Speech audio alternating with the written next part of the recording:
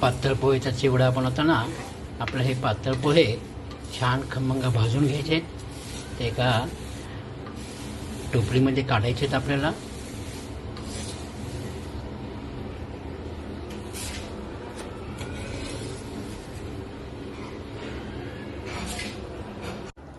अशा प्रकारे आपले पातळ पोहे भाजून झाल्यानंतर आपल्याला या चिवड्याची मसाल्याची तयारी करायची आहे. त्याच्यामध्ये डाळ, शेंगदाणे, मिरची, पिठी साखर, कढीपत्ता, थोडंसं आल्याचं बारीक किसून घेतलेले तुकडे, लसूण आणि पाजेर याची तयारी करून घ्यायची आहे.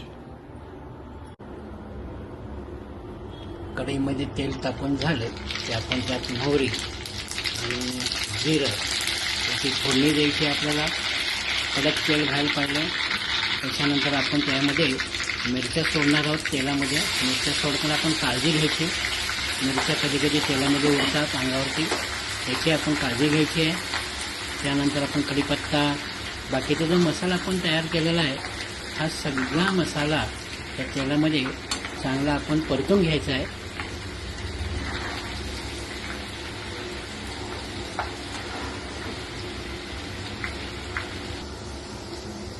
यानंतर आपण सर्व साहित्य मसाल्याचा कढीपत्ता, त्याबरोबरच लसूण, त्यानंतर आल्याची पेस्ट, आल्याचे बारीक किसून तुकडे, त्याच्यानंतर हे लसूण टाकणार आहोत.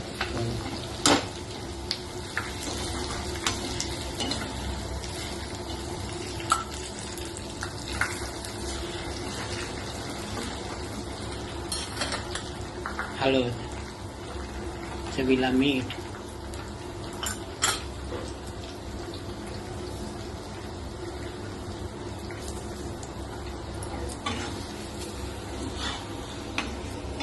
शेंगदाणे, हे सर्व आपण सामग्री तेलामध्ये चांगलं आपण परतून घेणार आहोत.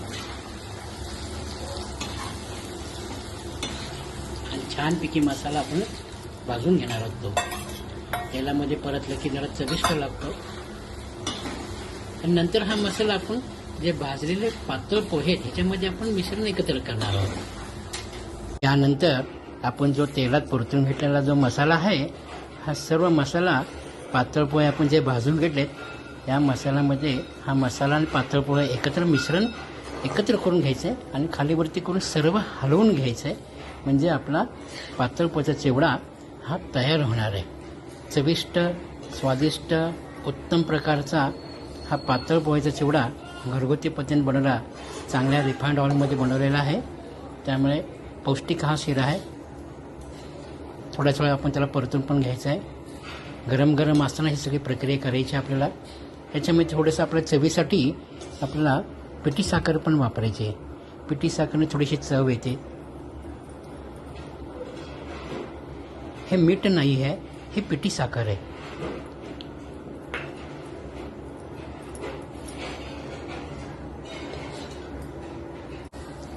हे सर्व मिश्रण आता एकत्र करून घ्यायचं आहे. चिवडा खालीवरती परतून घ्यायचा आपल्याला कढईमध्येच. ही मोठी कढई आहे लोखंडाची.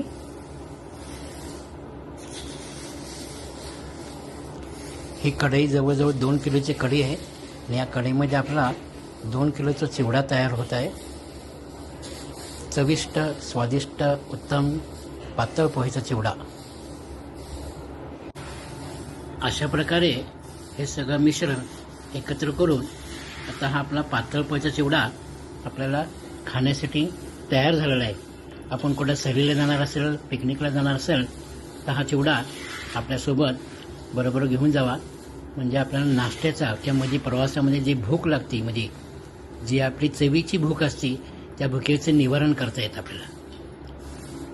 पातळ पोहेचा चिवडा.